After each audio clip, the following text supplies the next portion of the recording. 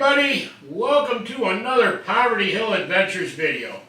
In this video I'm going to show everybody some books that may be of interest to you if you're thinking about getting started in the living history hobby, lifestyle, whatever you want to call it, particularly the early to mid-1700s Eastern persona, and then a little bit later a Western mountain man era, or the beginning of the mountain man era. I'm going to show everybody some books that might help you on your journey.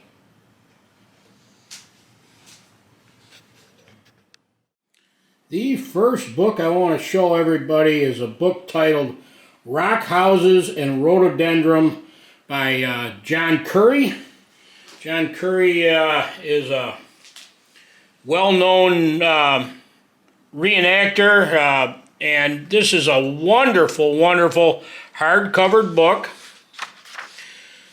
The particular copy I have, John actually signed, and it says, "To Brian, hope you enjoy the book, your friend John Curry." And on the front page here it has the saga of the Longhunter, to which is added the comments, recollections, and adventures of an 18th century reenactor in the western regions of the American colonies. It's a really cool book.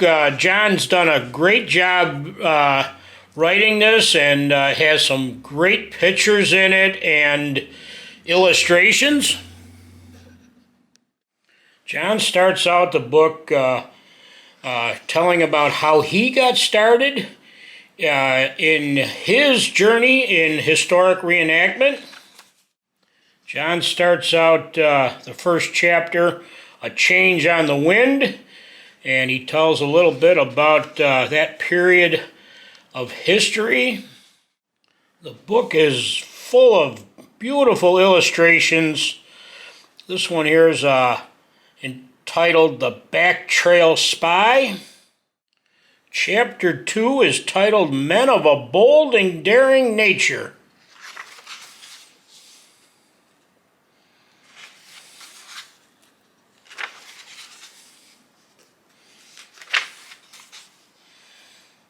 Another beautiful illustration of a Great Lakes sub-chief.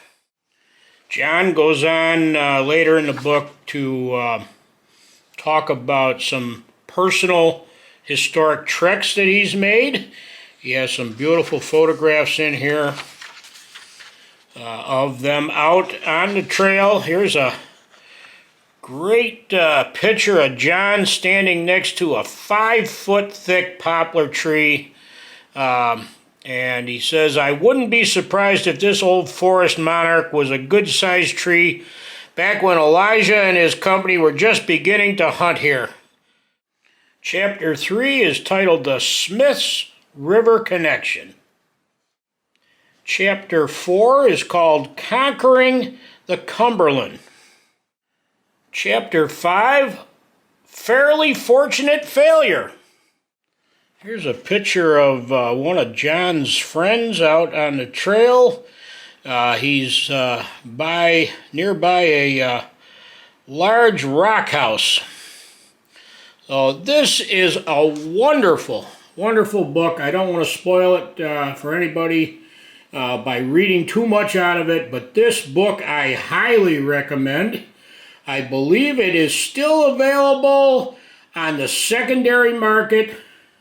So I'm sure if you went to a some sort of internet site that deals in old books, Rock Houses and Rhododendron by John Curry. Here's a small paperback book titled Recreating the American Longhunter, 1740 to 1790. It was written by Joseph Ruckman. The book covers recreating the American Longhunter, the identity of a Longhunter, the clothing of a long hunter, the weapons of the long hunter, and the equipment of a long hunter. Here's a pair of books titled A Pilgrim's Journey, Volumes 1 and 2. They were written by a fellow by the name of Mark Baker. There's a picture of him on the cover. And Mark is quite well known in the reenactment world. He has written several articles for Muzzleloader magazine.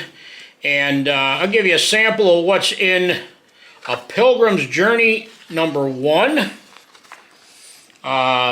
He has some trekking trips, snowshoeing in the Sawtooth, a snow trek, how light can you pack it, a journey by water, being in good company, bedrolls, haversacks, and leggings, what's in the bag, friends, fire, and frozen feet, without my crutches, never forget to share, Brewer's Company does it right, another step further, learning all the time, a good belt knife can give you an edge, tomahawks and belt axes, a primitive hunt can be a true test, the advantages of a long trek, he's got in another chapter here, hitting clear water, footwork, the groundwork of the journey, making the cold comfortable,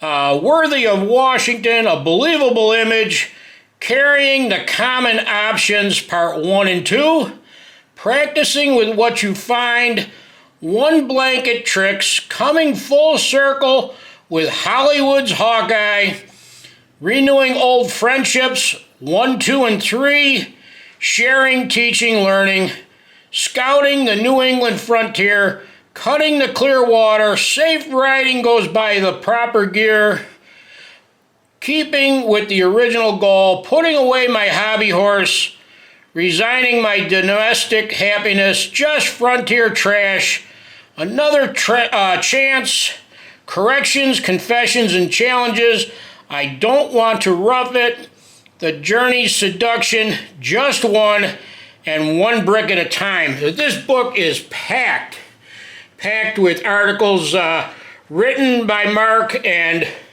all sorts of photographs that take you along on his journey, starting out where he began and how he progressed on his journey. He has pictures of different treks and how-tos in here. This is an excellent, excellent book. This book, I believe, is still in print. Volume 2 takes you a little further on Mark's A Pilgrim's Journey. I'll read through some of these quick here for everybody. Critters and Cures, The Final Evolution, Contests and Comical Diversions, Skittles, Jingles, and Road Bullets, Searching for the Truth in Morgan's Store, I Want to Get Dirty Like Gertie, Punching Through the Pasteboard Mask, Out of the Woods and Into the Fire, Becoming a Natural Man, Hearing the Call, Remembering My Place, Intimidation of a Hunter, In Search of a Hunter's Tone, Finding a Frontier Pace, Discovering Soup, Aim Small, Miss Small. I'm sure everybody has heard that term. I believe that term in the movie The Patriot came from Mark Baker. I believe Mark Baker was a not just an extra in the movie, but I believe he was an expert who taught Mel Gibson some things so that he would portray it correctly. Heeding the Call, Take the Long Trail, What It Takes to Tarry in the Country, Unwrapping the Past, A Quiet Repose, Living with Terror, Spies, Savages, and Speckled Monster, The Greatest Challenge of the Colonial Frontier, Fine Fellows, Cowardly Rascals, and a clouded conscience, realizing the difference, bearing horrible memories, a reckless and daring breed, truly teaching, truly trying, Grolicking, I don't even know if I said that one right, and tallow rendering, pugilism and fistcuffs, the colonial mind, slaves, savages, and suspicions, take your best shot quickly, taking your best shot coolly, taking the best shot with celerity, shooting quickly without losing an eye, shooting quickly defined negatively, shooting quickly with dexterity, shooting quickly while avoiding the buck og. I may have said some of those right, but this book and this pair of books is just jam-packed with great reading. Here's a book a little later time period than the Longhunter period. This is a book on Lewis and Clark, an illustrated history of the journey of the Corps of Discovery. Dayton, Duncan, and Ken Burns. This is another very, very good book. Several pictures in it, illustrations, tells you a lot about the Trek of all Treks, the mother of all Treks, the Corps of Discoveries. In the book, it also includes some first-hand writings from members of the Corps of Discovery. Very interesting reading. A very good book for someone interested in that time period and possibly creating that time period in your persona. Here's another book from the Lewis and Clark period, Western history here. This is called Tailor-Made, Trail-Worn, Army Life, Clothing, and the Weapons of the Corps of Discovery. It was written by Robert J. Moore Jr. and Michael Haynes. This book is almost 300 pages in length. And I'll just read some stuff from the table of contents here. What did they wear? Chapter 1 is titled, We're Looking for a Few Good Men. Chapter 2, Cut Off from Family and Friends. Chapter 3, I have flogged them till I am tired. Chapter 4, There must be uniformity in the troops. Chapter 5, The regiments are to put on clean linen. Chapter 6, All of our young men of fashion. Chapter 7, Over the shirt. Chapter 8, I offered him my laced uniform coat. Chapter 9, The uniformity of dress to show a proper example to the men. Chapter 10, Beyond tricorns and coon skins. Chapter 11, We wore holes in them for the first day and patched them for the next. Chapter 12, Cold Weather Clothing. Chapter 13, Engages Creoles, Habitants, and Soldiers. Chapter 14, Our Bare State of Clothing. And Chapter 15, Weapons and Equipment of the Corps of Discovery. This book has actual photographs of museum pieces.